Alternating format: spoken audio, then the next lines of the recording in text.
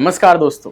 NASA की भारतीय मूल की अंतरिक्ष यात्री सुनीता विलियम्स और उनके सहयोगी बुच विल्मोर ने बोइंग के स्टारलाइनर अंतरिक्ष यान को सफलतापूर्वक अंतर्राष्ट्रीय अंतरिक्ष स्टेशन यानी कि इंटरनेशनल स्पेस स्टेशन से जोड़ दिया। हालांकि इस सफर के दौरान रास्ते में कुछ समस्याएं जरूर आई थी, लेकिन दूसरे ट्रायल में डॉक कनेक्ट हो गया था। आपको बता दें, इस मिशन के सफल होने पर इतिहास में पहली बार अमेरिका के पास एस्ट्रोनॉट को स्पेस में भेजने के लिए 2 स्पेसक्राफ्ट हो जाएंगे। अभी अमेरिका के पास एलॉन मस्क की कंपनी स्पेसएक्स का ड्रैगन स्पेसक्राफ्ट ही है।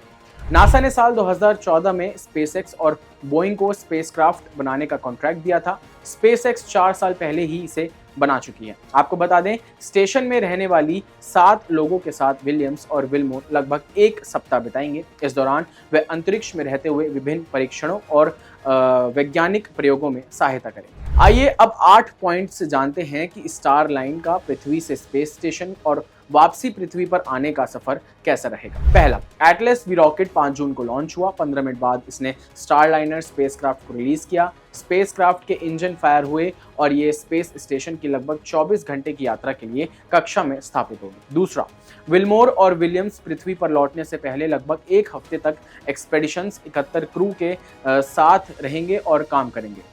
अनडॉकिंग के बाद स्टारलाइनर के मैनुअल पायलटिंग का आकलन होगा। चालक दल अनडॉकिंग से लेकर लैंडिंग तक करीब 6 घंटे बिताएंगे।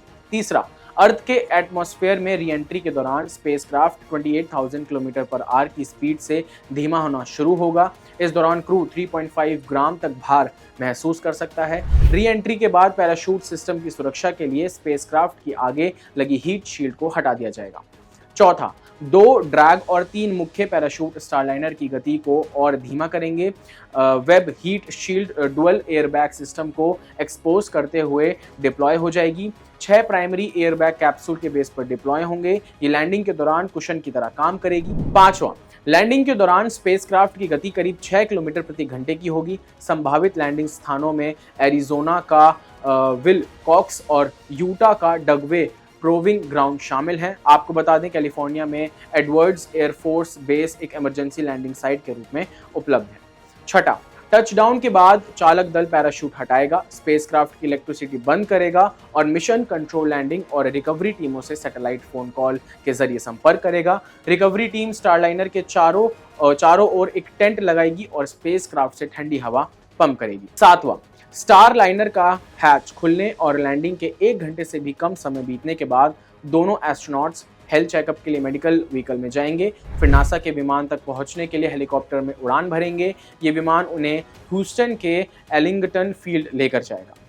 आठवां, लैंडिंग और सक्सेसफुल रिकवरी के बाद नासा स्पेस स्टेशन पर मिशनों के लिए एक ऑपरेशन क्रू सिस्टम के रूप में स्पेसक्राफ्ट को सर्टिफाई करने का काम पूरा होगा और सर्टिफिकेशन के बाद मिशंस की शुरुआत 2025 में होने की उम्मीद है। इसी सिलसिले में नासा के एसोसिएट एडमिनिस्ट्रेटर जिम फ्रीग ने गुरुवार को कहा कि कल लॉन्च और आज यान को ISIS से जोड़ना स्टारलाइनर को एक नई राह पर लेके जाएगा, जिसका लाभ इंसानों को होगा।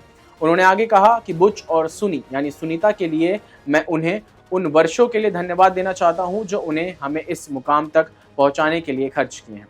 आपको बता दें, भारतीय मूल के अंतरिक्ष यानी सुनीता विलियम्स ने तीसरी बार अंतरिक्ष के लिए उड़ान भरी थी। साथ ही इस तरह के मिशन पर जाने वाली वह पहली महिला भी बन गई हैं। इस खबर में फिलहाल बस इतना ही। खबरों से जुड़े रहने के लिए देखते रहिए क्लिक इंडिया। धन्यवाद।